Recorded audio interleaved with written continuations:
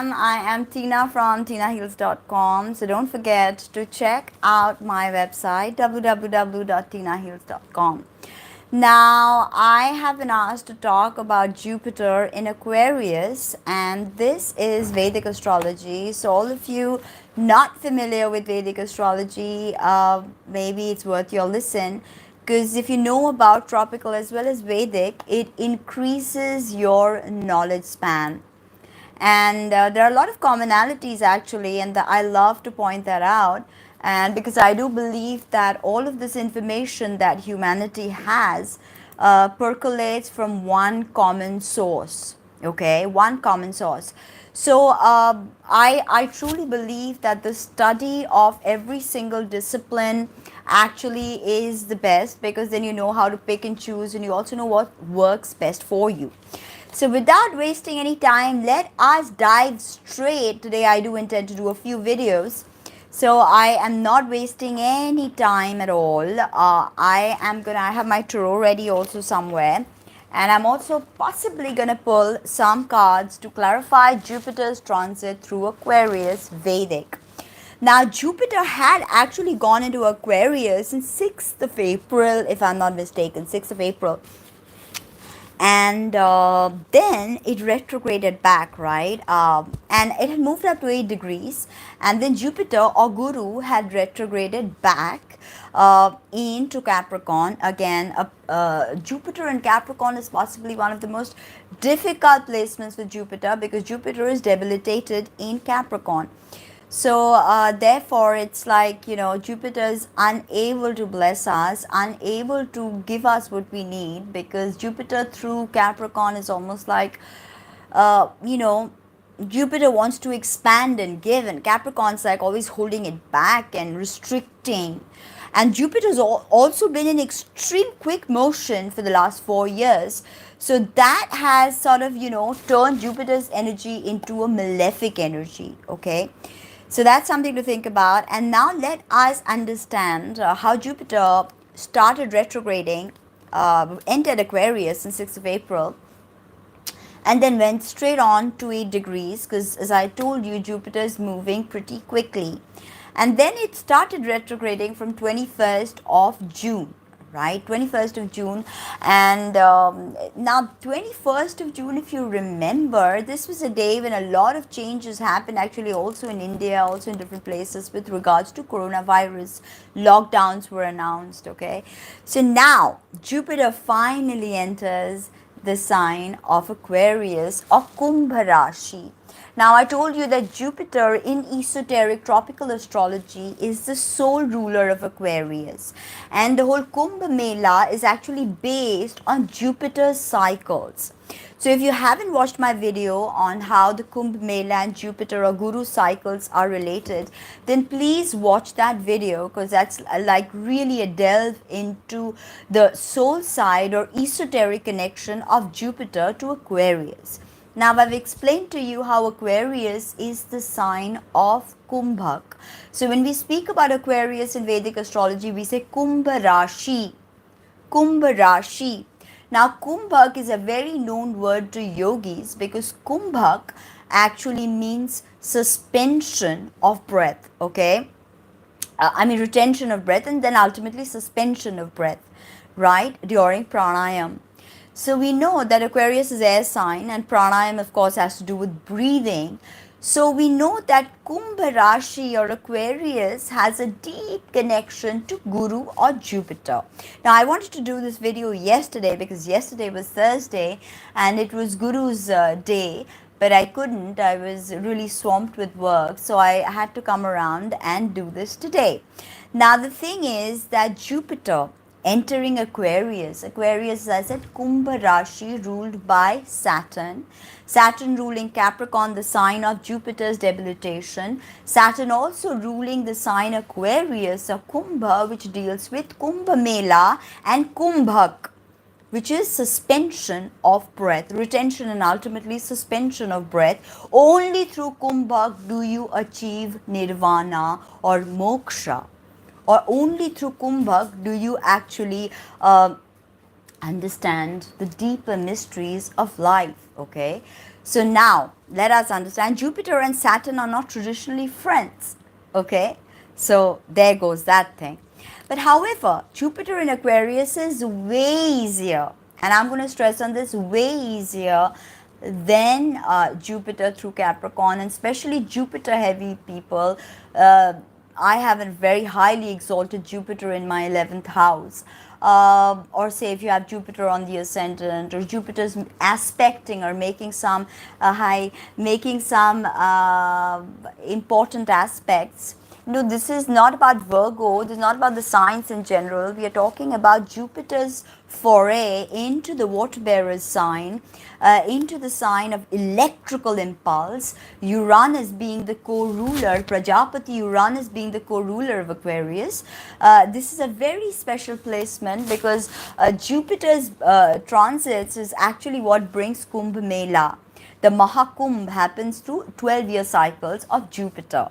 So here we immediately understand and ascertain the importance of Jupiter's transit through Aquarius. Okay, and don't forget Alice Bailey and the Esoteric Astrology guys, they channel that Jupiter is the sole ruler of Aquarius. So here we have this full Jupiterian cycle, and it's full of blessings. Full of blessings if we understand it. Now, Jupiter is going to stay in Aquarius until April next year, and then he enters Pisces. Okay, now Aquarius is extremely how shall I say, Aquarius, like I said, Kumbh Mela, the kumbhak state, the suspension of breath, the understanding of deep space comes with Aquarius, the understanding of innovation, eccentricity, stepping out of the boundaries. There is no box for Aquarius. Futuristic, very humanitarian. This is the 11th sign of the zodiac that deals with larger communities. So extremely humanitarian, and of course air sign. And here Saturn is very powerful, although Saturn's exaltation is Libra, but Saturn's smooth trikon sign is Aquarius. So we have, of course, a very strong sense of Saturn and his more mystical energy through Aquarius. Okay, all the Jupiter Saturn are not friends. However, their energy is absolutely needed to understand the manifested world. Without understanding Jupiter and Saturn at their core, you do not understand how this world operates. So let us understand how democracy is going to be so very important. Philanthropy is going to be so very important. Understanding large groups of people and their grievances, if any, they large groups of people, if they are protesting. Protest also deals with Aquarius, revolutions, scientific progress. So Jupiter is bringing all of this blessing, all of this blessing, and all of this, Guru's energy is teaching, learning, higher, the higher self, activation of the higher self, right? All of this. So Jupiter is bringing the seeds of this into Aquarius, Kumbh Rashi. And we know that Rahu is very powerful in Aquarius. This is, and Rahu, of course, also rules Satavisha Nakshatra, where Jupiter is going to pass through Dhanishta, Satavisha, and Purva Bhadrapada. Okay, so we are going to break down the nakshatras. We are going to talk about that, but let us understand how Jupiter is going to bless us by giving us reasoning, right? This kind of like, Aquarius is very good to reason with. However, they are not that Gemini or Mercurial reasoning. They have something different. They seek for something different, right? So that's there. Welcome. So happy to meet a new subscriber. Please, thank you for subscribing. I really appreciate it. What I do, it becomes really, it makes me feel good if I get new subscribers. And I'm trying to organically grow on YouTube, which is not easy. So a new subscriber is always welcome. So We've seen that the energy of Capricorn is tradition, right? The energy of Capricorn is tradition. However, in Aquarius, we go above and beyond that tradition. Like Pisces is emotions. Please watch my video on how to manifest extreme physical beauty, Om Shrim Yam, and visualize. Okay, visualize the pigmentation gone. Now, so however, it's a fixed sign. It's an air sign, fixed sign, right? Sthira sign, fixed sign. So this way Aquarius, in a sense, this Saturnine energy here becomes cold, sometimes cold, detached, you know, sometimes looking at a situation as an outsider, but always intending to solve it. Aquarius is very, wants to solve things, wants to solve the situation, right? And does not really depend on faith or things like belief or things like, blind faith, or just following someone. Aquarius doesn't believe in following someone. You have to understand Aquarius is the opposite of Leo. In Leo, we have the birth of the king, the birth of the monarch. And in Aquarius, and of course, Leo being the sign of individuation, we learn individuation where we become conscious of the I. And in Aquarius, we tend to relinquish the I, and we tend to think about us, which I think is the beauty of Aquarius, bringing together us. And that is so, so special, because yes, it can be a bit cold because it's not that warm, heart-centric energy that Leo gives. It's slightly detached, it's slightly introspective. In fact, Aquarian energy is a better friend than a lover. Okay, they are really amazing friends. And if you have them as a true friend, you so know what I mean, because Aquarius is about friendship, right? Friendship. It's about understanding somebody else's viewpoint. When you look at the tarot, you see the card of Aquarius being the star, being the star card, giving and receiving. And that is so beautiful when that naked figure of a maiden, the feminine energy has a mother, the maiden, mother, and crone archetypes.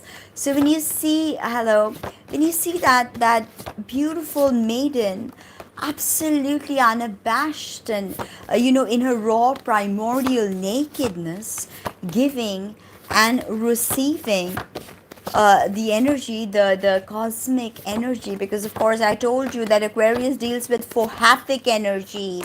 Many people think that it's a sign of the water bearer, so it must be like a water sign. No, the two waves are actually sine and cosine waves that depict the electrical Fohathic energy that creates different worlds. I'm trying to find the star card, so if I can show it to you. Yes, it's card of Aquarius.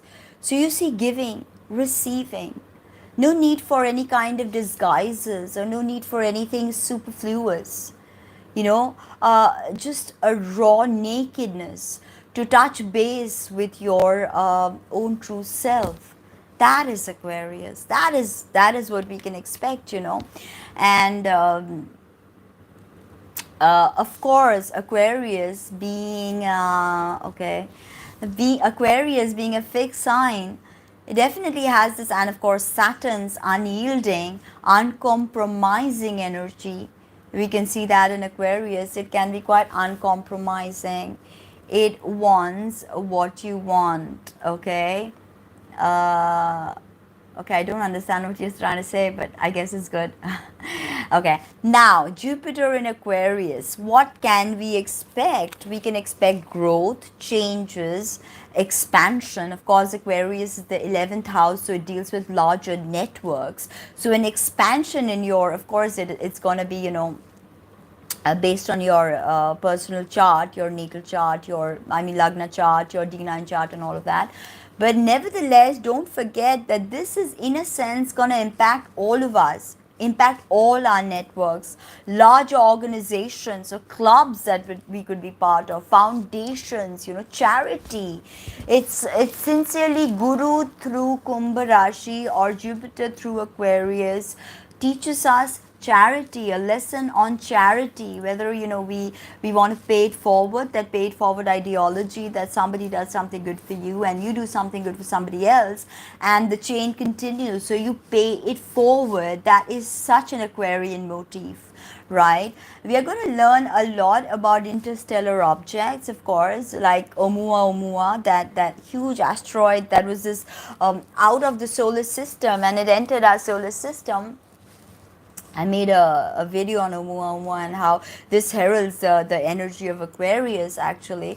But whatever it is, whether you follow Vedic, whether you follow tropical, we have to understand that the Aquarian energy is at the center stage right now. We have so many revolutions, so many new innovations. The age of technocracy is upon us.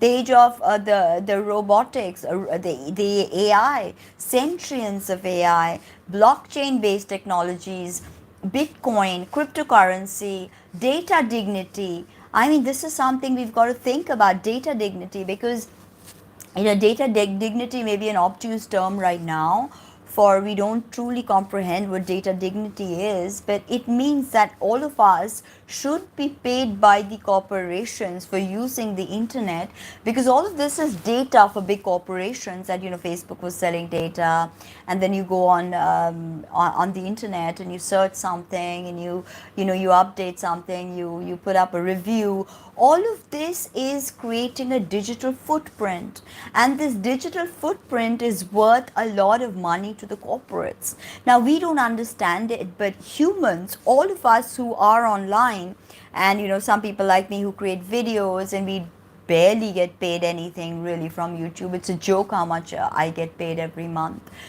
But with a time like data dignity, people like me who make videos will actually get paid. We don't need to become influencers and get big companies who will give us, sponsorship based on subscriptions. It'll be more like engagement. It'll be more like, people viewing the video, the comments in the videos. That's how we start making money, when data dignity hits. If you're not making videos, not a problem. Data dignity definitely impacts you as well, because you are online creating a digital trail. Okay, you're searching something, you're buying something, you're ordering something, you are canceling an order, your GPS is pinging different places, it's getting information about that place. So it's creating a heavy digital footprint that companies pay a lot of money for. So when Jupiter is moving through Aquarius, there will be a stage when data dignity hits, and all of us will be given money according to our digital footprint. So I definitely look at this as, rise in democracy, rise in wealth, of course, because, after all, Saturn is mastery over the material world, So there's definitely going to be that aspect of it, material gains. There's going to be, more people revolting, more people questioning the way they have been taught. Jupiter is also our higher ideals. So, through Aquarius, we tend to question these higher ideals, these traditions that we have been taught. So, and think of the card of Jupiter. It is a Wheel of Fortune, actually. And here we have the Wheel of Fortune is, yes, we all need to be, we all will be paid, we all will receive data dignity. I mean, I know this is not something that many of us are talking about, but data dignity is definitely something that's going to be in vogue. We will all be paid for our digital footprint. And we deserve to be paid. It's not like the corporations are doing us any favor. I think the universal income, that's definitely coming through the age of Aquarius, universal income, universal health care. And I think all of this payment that people will start receiving will be sort of a digital stipend in cryptocurrency that we all will get. because we all are leaving this digital footprint that companies are making money off of us. So, of course, scientific research, like Aquarius loves science, logic, analysis, all of that is going to be paramount. Now, the nakshatras that we are going to talk about, of course, first, Jupiter is going to go into Dhanishta. Dhanishta encompasses Capricorn as well as Aquarius. So, Dhanishta is going to be ruled by Mars. Is ruled by Mars, not going to be ruled by Mars, but ruled by Mars, Dhanishta. Dhanishta, in fact, is Mars's exaltation. When you think about it, 28 degrees of Capricorn is where Mars exalts. And we have Dhanishta starting about 24 degrees sidereal zodiac. So this is Mars exaltation, right? Mars also has a very powerful connection with Aquarius. I've already made a video on Elon Musk and how Mars is in Aquarius. It's very interesting, actually. Leonardo da Vinci, some of the most forward-thinking men have had Mars in Aquarius, men and women.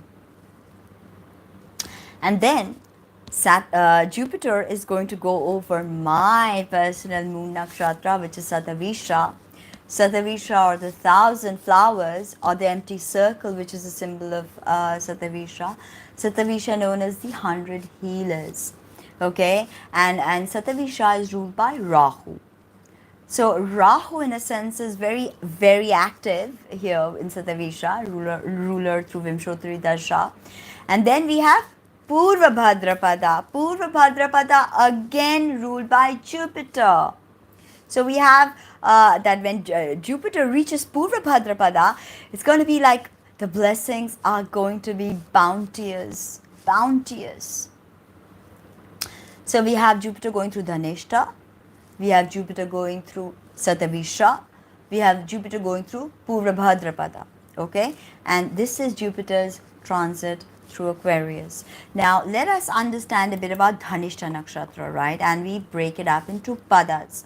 Now, Jupiter just went into Aquarius and it is in Dhanishta Nakshatra right now. So, Dhanishta is the core of Martian energy, Mars peak exaltation, 28 degrees of Capricorn. Dhanishta, Dhan means wealth. Dhanishta means the wealthiest of them all. So here we see the association of Mars to wealth, actually. When you think of Dhanishta being the purest, corest energy of Mars, and then we understand Dhanishta meaning the wealthy, then we understand that Mars definitely has to do with accumulation of wealth, right? And believe me, Jupiter, the luckiest planet, right? Jupiter being the luckiest planet, and Dhanishta being one of the luckiest nakshatras, and ruled by Mars, and Mars is friendly to Jupiter. So they're like, hey, hi, what's up? In fact, while I was looking at the astrology for this eclipse, and I could not help but notice how Mars is in Chitra and in Libra, and Jupiter will be in Dhanishta with a mutual reception and through nakshatras. This is going to be epic. It's going to be epic. In fact, yes, this eclipse is quite turbulent. I do intend to make a small little video on that. Quite turbulent. Not that strong, but quite turbulent. Quite turbulent. However, the best part of this is dispositor being Mars. Why? Because it's in Scorpio. The Tithi starts with moon in Anuradha and goes on to Jyeshtha. So interestingly, we have the Mars as the dispositor of the eclipse in Jupiter's nakshatra, and we have Jupiter and Mars' nakshatra. So it's kind of like, you know, hello, hi, what's up, Mars, my friend, I love you. And Mars like, hey, what's up? How are you, Jupiter? Welcome to Aquarius. So it's going to be pretty nice. Pretty nice, I can tell you that. So here we have the, which is, now when we talk about Dhanishta, we talk about the 8 Vasus, who's a ruler of Dhanishta. Apa, Dhruva, Dhara, Anil, Soma, Anal, Pratyusha. Okay? So all these 8 Vasus, right? The 8 Vasus pretty much encompass all the known elements in the universe. So you can understand that, so you can understand that how we are going to be pretty wealthy with this energy of Jupiter. We are all going to get some abundance, some kind of, if we have sown the right seeds, then I think that, we are definitely going to come across something really special. Now, the thing with Dhanishta, I don't want to start rambling on about Dhanishta, ramble on, and you get lost with Jupiter in Aquarius, because I know a lot of my subscribers are new into Vedic astrology, so I don't want to confuse this. Just understand that Dhanishta is an energy that cannot be labeled. You cannot label Dhanishta. Okay, tremendous shades. All of this is, of course, because of the Ashtavasu being the rulers. Now we have, of course, Pada 1, which is in Leo Navamsa, which already is in Capricorn, so we're not going to go through that. Now we've got Pada 2, which is in Virgo Navamsa. So again, we've already Jupiter's in Aquarius. So Pada 3, right? Pada 3 being Libra Navamsa. Right? Now, Libra Navamsa is quite interesting. Why? Because Libra is ruled by Venus, and today is the day of Venus. So, see how it makes sense? Perfect sense. I wanted to make this video yesterday, but here I am. Why Jupiter is in Pada 3 of Dhanishta, and Pada 3 is Libra Navamsa belonging to Venus, and today is the day of Venus. So, it makes absolute sense to make this video on this day, because we are beginning Jupiter's foray into Aquarius through Pada 3 of Dhanishta Nakshatra. Okay? Harmony, bliss, marital peace, sexual union, desire for sexual union, money, all of this. Why? Because, ultimately Venus signifies all of this, right? Fine arts, theater, cooking, eating. Of course, when Jupiter is going to be passing through Pada 3, we all will get hungry for good food. Not basics. Come on, not basics, right? But some kind of yummy food. And we know that, of course, Libra is special to Venus because that is a Mutrikon sign. So there's obviously this special attraction Venus has. Venus also rules Taurus. But there is a special zinc she has for Libra, and I think that's because of her Mutrikon sign being Libra. Now, bam. That's interesting, right? Venus. Now, so yeah, it's going to give this kind of astrology. This Pada actually has a lot to do with astrology. Pada 3 of Dhanishta Nakshatra. As Aquarius deals with astrology, you know that, right? So increase in astrology, increase in astrologers on YouTube. Getting a wide variety of people to watch, and people coming up with really unique interpretations of astrology. Astrology becoming more mainstream with Jupiter's foray into Aquarius, right? So this is definitely going to be a very positive sign towards astrology being accepted as a curriculum in higher grades. I think that even kids can learn astrology actually. And if you teach kids astrology, you will eradicate violence, meditation astrology, maybe a bit of, mantra science. You will eradicate violence within one generation. If this could happen, understanding astrology, I think, not only did it happen for me like that, my anger, I've got Mars in the first house, and Leo, I've got that, lot of I used to get really, all of that, I found balance through astrology, and sadhana, of course, mantras, but astrology, yeah. And then we move on to the Scorpio Pada, Scorpio Navamsa, Pada 4. Now after this, Jupiter is going to move into Pada 4, Scorpio Navamsa, okay? And that's going to be all of this, again, Martian energy, excessive. And Mars and Jupiter are thankfully friends. So there's going to be some kind of impetus. Mars is that spiritual force. So there's going to be a sort of an impetus to to look within us, to look at all of this that we've been taught, all of what's happening inside. That is going to be, pretty interesting. However, Pada 4 of Dhanishta can be quite aggressive. So once Jupiter moves from Pada 3 into Pada 4, it's going to be quite an aggressive situation, right?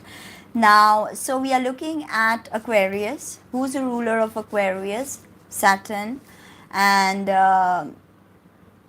who's the ruler of Dhanishta? Mars. So we've got Mars and Saturn as the primary rulers. Okay, primary rulers, and then we have the Pada breakups, and then the Pada rulers, like we call Leo Navamsa, Virgo Navamsa. First Navamsa is Leo, first Pada is Leo Navamsa, second Pada is Virgo Navamsa, third Pada is Venus Navamsa, and fourth Pada is Scorpio Navamsa, right? So accordingly, when we have Leo Navamsa, we have Sun as co-ruler.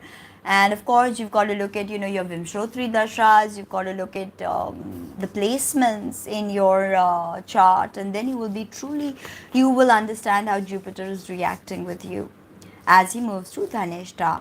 Now, we've got body parts, and let me tell you, Jupiter can cause some kind of, especially if you've got the Jupiter in the 6th or aspecting that 6th, back, spinal cord, and anus is what Dhanishta rules.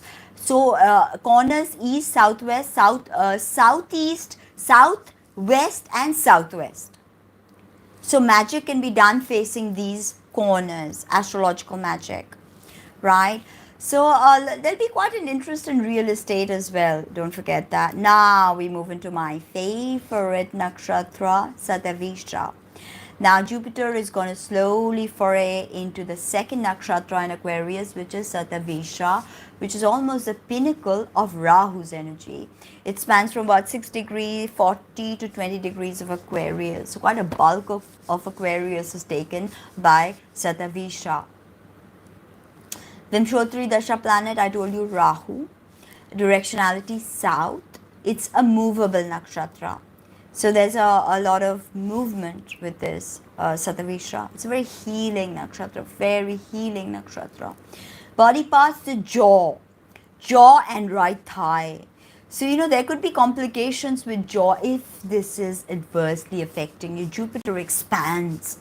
So if you've got that moon in Satavisha and then Jupiter is going through saying hello moon and this moon is complicated, bam, this jaw could get affected, or you could be clenching your jaw too much and not letting it out. So as I always teach my students, do not keep your jaws clenched, please. I teach this slow movement of the fingers through your face and complete relaxation of the jaw. So when I do astrological body work on clients, this is very important. I start off by activating the face and the jaws, especially for Mars dominant people, because Mars is ruler of face and head and brains and what have you, even Venus cheeks, lips. So Mars, Venus, and also you have Satavisha natives with that jaw situation, and a lot of Satavisha natives experience some complication with the jaw. Okay, even grinding your teeth. A lot of Satavisha natives grind their teeth. So that's something you need to think about.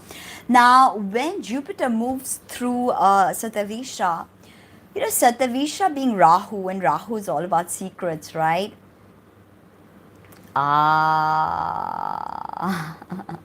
So, we have Rahu is all about secrets.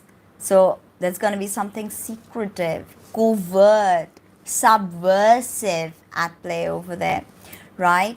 And I think Jupiter loves to get to the truth of something. How Jupiter just loves to get to the truth of something. So does Satavisha. So Satavisha and Jupiter are actually decent bedfellows. So when they get married, as in when Jupiter is passing through Satavisha, especially this intensification of Rahu's energy, we will see that we want to get to the core, to the truth. We want to nail it down, like Moola. Mula is one of the Gandanta nakshatras. Mula loves to get to the truth, the crux of it. And Satavisha is a master of the mental, the analytical, logical. Very, very, very logical nakshatra. I am not very logical, but I have that moon in the 7th opposing all this humongous stellium in Leo, encompassing all the 3 nakshatras of Leo, like Magha, Purva Falguni, Uttara Falguni. So I've got like all of these planets opposing my moon, and my moon is sort of this pulse through which everything is being released. And this moon is in Pada 4 of Satavisha, which is Pisces Navamsa. So this moon is kind of like Jupiterian. Again, I'm going to talk about Pada 4. And it's interest in cinema, interest in dream work, healing, spirit work, all of this. It's really powerful. But secrecy is going to be a big thing. Philosophical.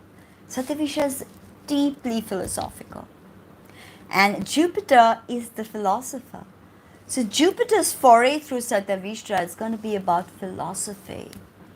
Secrets of what we think, why we think that, what motivates us, what's our philosophy in life, all of this. Now, everybody tells me, especially when I was younger, I had this, I always said what I felt, like bam to the face, call a spade, right? And I realized that people did not always take to that kindly, but that is again moon and Satavisha, so, and absent-mindedness. that's been quite big. Now, Satavisha people prefer solitude, and Jupiter is kind of gregarious, the word joie de vivre, as in the center of the party, the very happy-go-lucky kind of, jovial person is, and when they move through this, it's going to be a weird blend of wanting solitude and yet wanting to go out there and share this what you learn from silence is actually quite heavy, what we learn from silence. So there's going to be this need to want to go out and share with the world what we learn through silence. And then having that Rahu subversive energy act out, and then you can't really bond with anyone, but you want to bond with someone. So that's going to be like something there. And remember that if there is any disease in Satavisha, it can become chronic. So Jupiter expands again. Jupiter is the great benefic. Jupiter is the guru. But Jupiter also expands bad stuff, like health-wise. So, if diseases, if you develop a disease while Jupiter is moving through Satavisha, then expect this disease to be chronic, or expect to get a resolution when Jupiter comes back once again to Satavisha 12 years later. So yeah, that's something. Now, let us get to the padas again. So, Jupiter is going to travel through Satavisha, and the first pada is Sagittarius Navamsa, ruled by Jupiter himself. So, yeah, that's going to be quite something for Jupiter once he gets into this gregarious first pada. Very happy-go-lucky energy, being philanthropic, being just open with our ideas, being open with people, very optimistic vibe. Very optimistic vibe, right? However, keep it in check and don't get too carried away, right? Don't get too carried away. So that's something. Second pada, of course, Capricorn Navamsa. Again, we have that heavy Capricornian Jupiter in debilitation kind of energy, because Jupiter being exalted in Cancer is completely debilitated, or in fall, what we call in Hellenistic astrology, in fall position in Capricorn. So again, we tend to have that crunch of the blessings when Jupiter travels through this Capricorn Navamsa, and there's going to be this kind of materialism, interest in excessive materialism for some people. excessive ambition. I want that, I want this, I want that car, I want this, taking loans, getting all kinds of, money, maybe even taking money from someone, not a good idea. And then we have, of course, Aquarius, Navamsa. It's going to be pretty amazing, Pada 3. So we have a double Saturn here, a double Saturn. Why? Because it's in Aquarius, and this is Satavisha, ruled by Rahu, and it's in Pada 3, which is Aquarius, Navamsa. So we have Rahu, Saturn, Saturn, and Saturn, and Rahu. So this is going to be quite an intense time again, very Saturnine.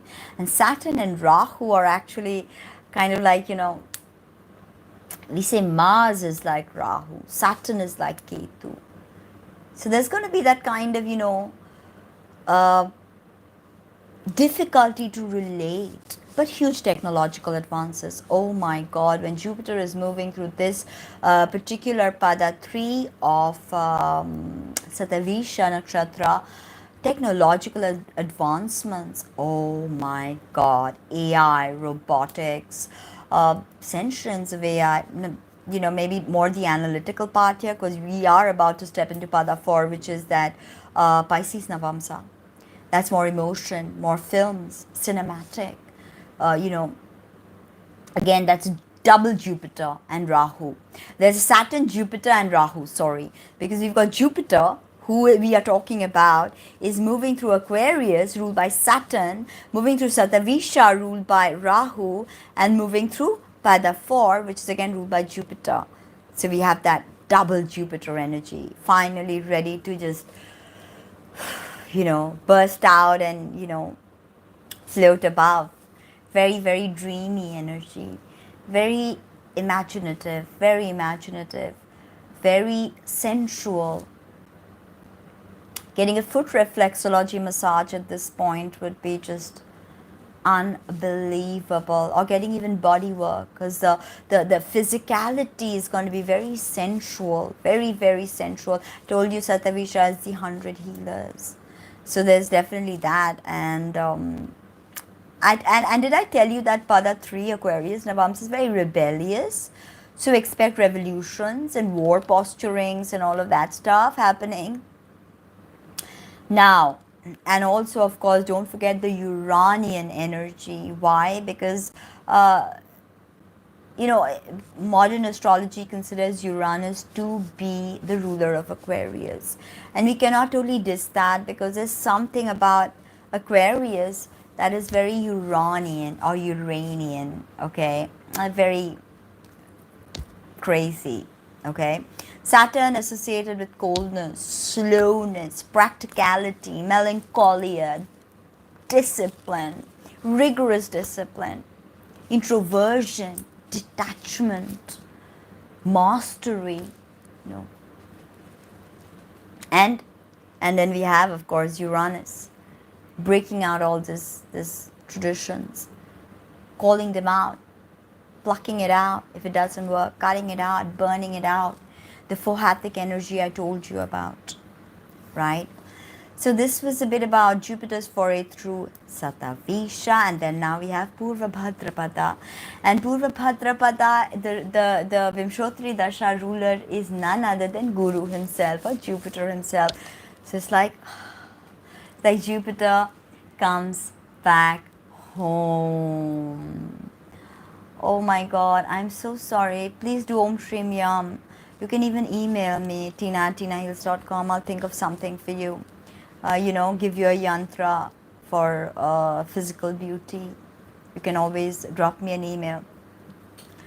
Just drop me an email if you want, Now, Purva Bhadrapada is a very powerful planet. And actually, it's very interesting, because in Bengali, we say Bhadro to somebody who's very polite and nice. So Bhadro means a Bhadrolok, means a very nice person. And actually Purva Bhadrapada, the caste associated to Purva Bhadrapada is Brahmin caste. So they're very, very divine people in a sense, And here, when Jupiter makes his foray through Purva Bhadrapada, we will have an please drop me an email. I'm going to definitely try something. And for confidence, you can do hold your hands like this. Aim vada vada vagvadini aim. So that can be very helpful for you. Aim will give you confidence. It's Matangi, Saraswati and Tara Beach. So do that. Now, primary motivation of this is artha. So money again, a lot of money, directionality west. So astrological magic, when Jupiter related talismans that you are going to create when Jupiter moves into Purva Bhadrapada will need to be done facing west. And only magic that is sattva and rajas. It's a combination of sattva and rajas. No tamasic. In fact, Satavisha was tamasic. No tamasic magic can be done when Jupiter moves through Purva Bhadrapada. I will try. I said for physical beauty, you can do Om Shrim Yam, and also if you want to bring marital harmony, you should do Uchishta Ganpati Sadhana. Very simple mantra: Hasti Pisasi Lighe Swaha. Hasti Pisasi Lighe Swaha. Okay, watch my Uchishta Ganpati videos. Believe me, Uchishta Ganpati is the best devata to bring in marital harmony. Okay, so that. Now, the side of the body is ruled by Purva Bhadrapada, the ribs, the left thigh, and the soles of the feet. So, any kind of complication, Jupiter can exacerbate. Now, Purva Bhadra is all about duality. We see the sine and the cosine waves. It's all about duality. And very secretive, very secretive people. So again, we see Satavisha and Purva Bhadrapada people very secretive. But they're very sattvic people though. Very sattvic people, because you know their nature is essentially Brahmin, so sattva. Combination of sattva and rajas. Now without rajas you can't get anything going. So rajas is very important. However, it's a fearful, high strung energy, nervous energy, and you know, however, amazing speakers. So a lot of a lot of speakers are going to come in the forefront, and a lot of people will hone their speaking skills, especially YouTubers. Now, the negative side of this, with Jupiter, will also exacerbate anger, impulsiveness, anxiety, just being high strung, like literally being high strung. And there is a certain two-facedness to this nakshatra, Purva Bhadrapada, and they can, you know, appear to be this really nice sattvic person, but behind, you know, they have a different persona. The mask that they put on, and they have actually a completely different persona. They show you a side of them that may not always be correct. So that. Now let's get to the padas. So again, when Jupiter moves through Purva Bhadrapada, the first pada of this nakshatra is Aries Navamsa. So again, ruled by Mars. We know Jupiter and Mars are friends, so this is going to be good because they're friends finally. But however, this is an aggressive side. Pada 1 is an aggressive side. Aries, you know, Aries has to do a bit with aggression. Aggression can also be used fruitfully, so don't forget that. Very mental energy. Purva Bhadrapada is pretty much all about the mental,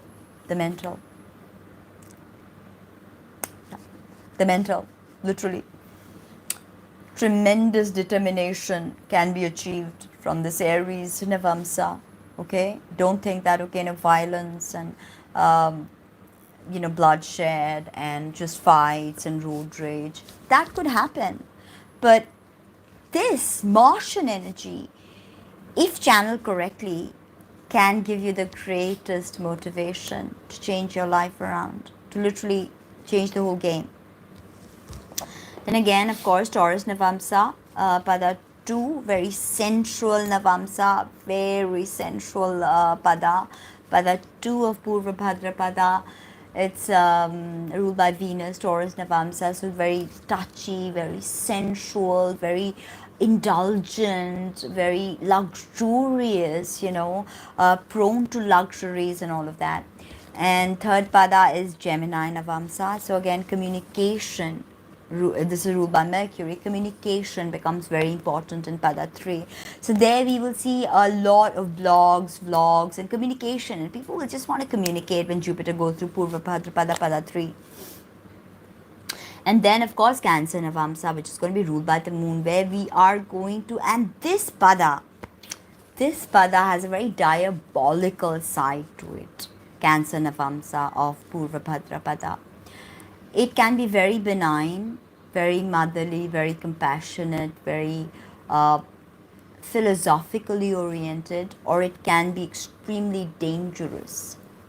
This pada, there is something, the dynamics of victim savior, the victim and the savior, and the persecutor and the persecuted, Stockholm syndrome, all of this, where you get abducted by someone and you develop feelings for them. This dynamics is very interesting to watch in pada 4 of Purva Bhadra Pada. So some of that could come up. I mean, are you going to get kidnapped? No. But you understand that kidnapped and, the persecutor, the victim ideology, or the savior, the messiah, both of them playing a sort of a, imbalanced, a very imbalanced energy, right? But it's really beautiful. And I'm so excited with Jupiter's foray through all of these nakshatras.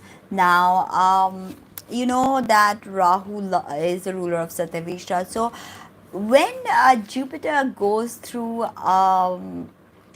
Satavisha, even before that, Aquarius is all about eccentricity, and Rahu really, makes this eccentric energy so very pronounced, breaking boundaries, traditions, doing what you want to do, exploring your mind, falling in love with robots. Yes, very possible. Falling in love with AI. A lot of people in the future are going to marry AI, artificial intelligence, or robots, that they're going to just name and program, and they're going to have relationships like that. Huge breakthroughs. I cannot stress. Technologically, 3D printing, data dignity, all of this stuff, Neuralink, finally getting chipped and, becoming a cyborg. This is really a profound energy, and it's going to bring, you can, whether you like it or not, this is the era of technocracy. Okay, so technology is going to take center stage, whether you like it or not. We had the era of industrialization, and now we are going to come up with the era, we have come up with the era of technology, cryptocurrency, blockchain-based technologies, smart contracts, and what have you. New things are going to be trending. New things, new understanding of fashion, especially, like I said, Jupiter starts off with the Libra Navamsa and then, of course, moves on to Purva Bhadrapada, Taurus Navamsa, to Venus ruled nakshatras. And we're going to see fashion, mutate into something very different. Like I said, clothes are going to be connected to the internet. So that's definitely something. And then we have this very interesting polarity we must understand when we speak about Aquarius. We have to understand the Leo energy, because it's a polarity. The Leo and Aquarius, this is the axis, Sun-Saturn dynamic. And Sun-Saturn, they are bitter enemies. The Sun and the Saturn, they're bitter enemies. The Saturn. Authorities that deal with father figures, gurus, bosses, generally authority figures, leaders, we can feel insecure. We can feel very insecure, and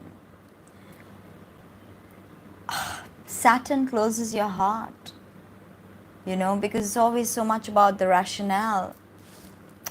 So your heart, your Anahata chakra must always be active. That's mandatory, okay, mandatory, because Saturn can be too harsh, too cold. That's why we feel that the Aquarius energy can be insanely cold. Insanely. I have my moon in Aquarius. I mean, in the Vedic system. So it's, understand that.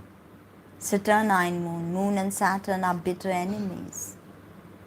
So, faith, let's bring faith back. Let's bring radiance, spiritual radiance, philosophical radiance, dignity of human beings, dignity, democracy, equality, all of that.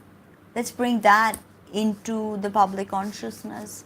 Let's start having dialogues about that. Communication, especially moving through Gemini Navamsa, Purva Bhadrapada that I told you, it's going to be communication, communicating with each other. It's going to be huge. Oh wow, lovely, lovely, beautiful. Okay, so okay, now let me tell you the dates. I made notes on the dates. Jupiter moves through Dhanishta until 3rd January 2022. Jupiter is in Satavisha from 3rd January to 3rd March. And Jupiter is in Purva Bhadrapada after that, from March to April, you know. So I guess I am really looking forward to Jupiter's transit. Let's move forward. Let's create a new agenda, that deals with humans. Let's bring the human condition. Let's discuss the human condition and understand the human condition without judging, without labeling. Radical changes can be brought about right now. So before I go, I'm going to pick like some cards. Should I do a 12 sign reading? Okay, maybe. This is mostly a Nakshatra based reading, so check for your moon sign, your Vedic moon sign. But you can also look for your ascendant, of course, your ascendant. You know, it's all about how the planets interact. So Aries moon people, a new emotional start happens with Jupiter in Aquarius, okay? A new beginning, new emotional beginning, okay? Some pregnancy for some Aries people. Wow. For Taurus, this is the card of Aries, of course. And Taurus is going to be this really powerful person who comes into your life. Taurus moon, Vedic. Somebody powerful comes into your life, and it could be a cruel kind of an energy, but I think you'll know where to go with this one. And then we have Gemini moons. Fret not, my dears. What can you expect? Oh, bliss, success, the sweet reward of you know, just getting what you deserve. Now, Cancer moons. Oh my God. Let's see what you have. Feel a little sad. Feel a little upset at what you've lost. Maybe, you know, because Jupiter was transiting your 7th house and Jupiter was debilitated. So some of you had a divorce and you feel like, you know, what do I do with this? How do I move forward? You feel upset. You feel sad, you want to cry over what you've lost. But let me tell you, Cancerians, you are going to miss out on something new if this is the attitude you hold on to. You will miss out something new and powerful, Cancer moon. So don't do that. And I can understand Jupiter debilitated through your 7th house. Not an easy transit. Okay, now we have Leo moons. Again, some kind of, you know, some blessing is being handed down to you, but you somehow refuse to see it. You just refuse to see it. And this could be about your marriage, because Leo, your 7th house is Aquarius. So this could be very well about the relationship you're in, and you feel like, oh my God, I don't care about that person. I don't love that person. I mean, I want a divorce. But maybe you're not seeing the blessing that is that person. And I think you will see it with Jupiter's transit. You will see it, okay? Leo moons. Virgo moons. You will get a very benefic investor. Lot of Hasta Nakshatra people are always looking for investors, I know, but to keep it serious, you are going to receive something immense. And like if that was a grant or an investment or someone who just, you wanted someone to just take a chance on your idea, and they've been, keeping you on the roll, and they've not like literally responded to you, they will Virgo moon. So keep that up and create what you want to create. Libra moons now, let's see what we can expect for you. Wow, a twin flame relationship. A relationship that is, this is literally the best card that I could have chosen for Libra, and I am so proud of myself for doing just that. So I think a twin flame relationship is coming your way, Libra. Wow. Equal grounds, healing, awakening to something phenomenal. The Kundalini Shakti, the Caduceus is Kundalini. Kundalini Shakti awakening, we just feel in union, like how it is with Shiva Shakti, even if you're same sex, still you're playing the role of Shiva Shakti in the relationship. So, wow, Libra. Now, Scorpio moons, all of you people with moon in Anuradha and Jeshta, huge eclipse happening your way on the 4th. If I have time, I do plan to come back and do a little video on that. So let's see, Scorpio moons, what can be expected for you guys?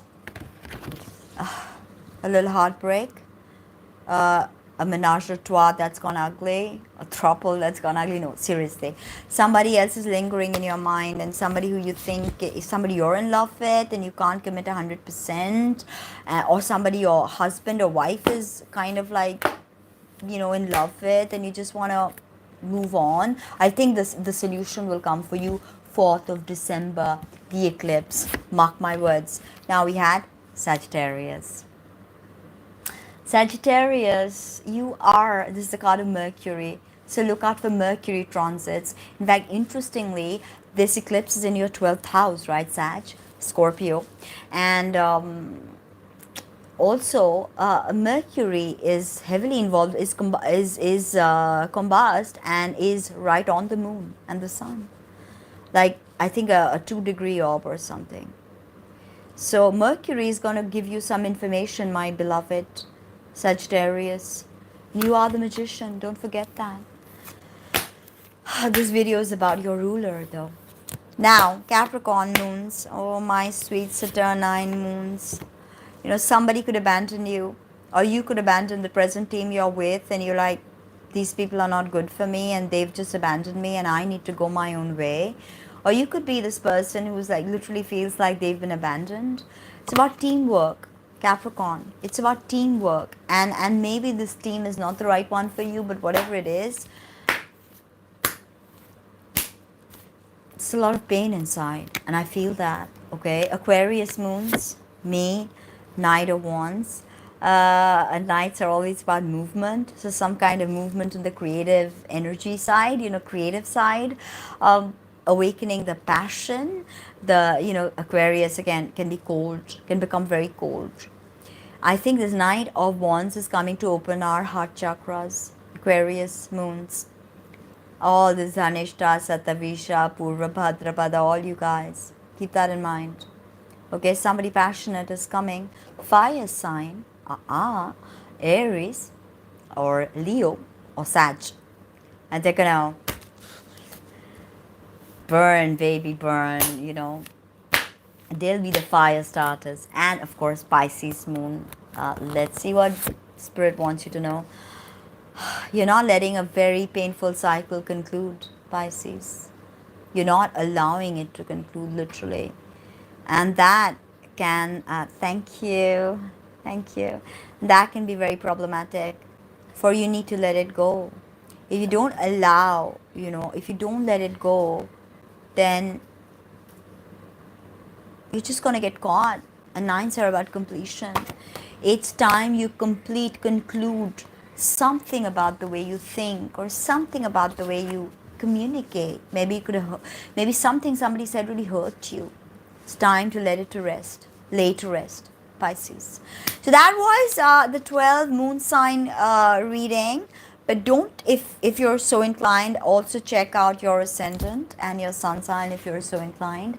Uh, Knowing a bit about all your placements always helps out.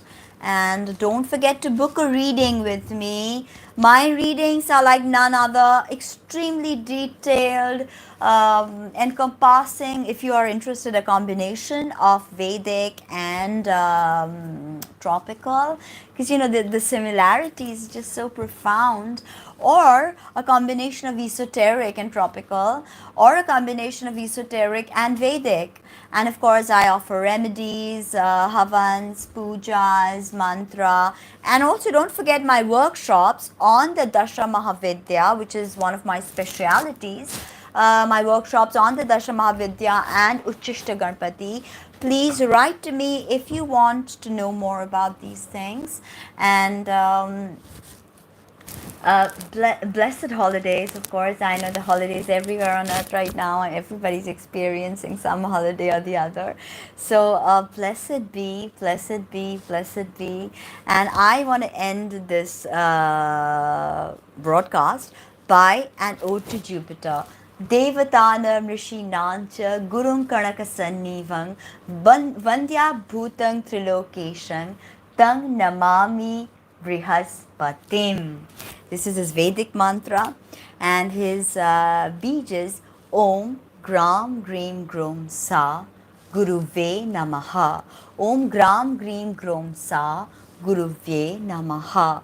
So the mala goes like this. Any mala you can use, of course. Knowing which mala to use is also very important. And that's just completely another video that I need to do. But don't use this finger. Only this finger or this finger, index finger or ring finger. And you just go Om Gram Greem Grom Sa Guruvye Namaha. Om Gram Greem Grom Sa Guruvye Namaha. Om Gram Greem Grom Sa Guruvye Namaha. This will balance your Jupiter. Okay, and of course, the Mahavidya of Jupiter is none other than Tara. So, you know, if you don't know the Tantric Hindu Tara mantras, not a problem. You can do the Buddhist one. Om Tare Tu Tare Ture Soha. That is a very powerful mantra. It's a green Tara mantra. Om Tare Tu Tare Ture Soha. I absolutely love that mantra. You won't believe it. But I did make some notes about. Of course, I've got a lot of stuff on Tara, articles and this and that and what have you, tons and tons. But I am also going to give you some Hindu tantric mantras before I go. So the best one, and I've told you about Fat, right? And Hum Fat, which is Tara. Om Stream, Stream I told you is Tara Beach. Om Stream Hum Fat. Okay, Om Stream Reem Hum Fat. You can also do Om Stream Hum Fat. Om Stream Reem Hum Fat. Reem being Bhuvaneshwari beach, solar beach. So, Om Stream Reem Hum Fat. Om Stream Reem Hum Fat. Okay, Treem is also Tara beach. Treem. Om Treem Namaha. You can do Om Treem Swaha. Say Namaha when you are, you know, when you are prostrating. Om Treem Namaha. If you are offering Om Trim Swaha, protection, Om Trim Voshat. So all that again, right? Another one you can use Om Trim Rim Hum Fat. Om Trim Rim Hum Fat. That was Om Trim Rim Hum Fat. This is Om Trim Rim Hum Fat. You can, of course, this mantra Om Aim Rim Shrim Klim Sao Hum Ugratare Hum Fat. This is a long one. Then Om Hum Rim Klim Hasau Hum Fat.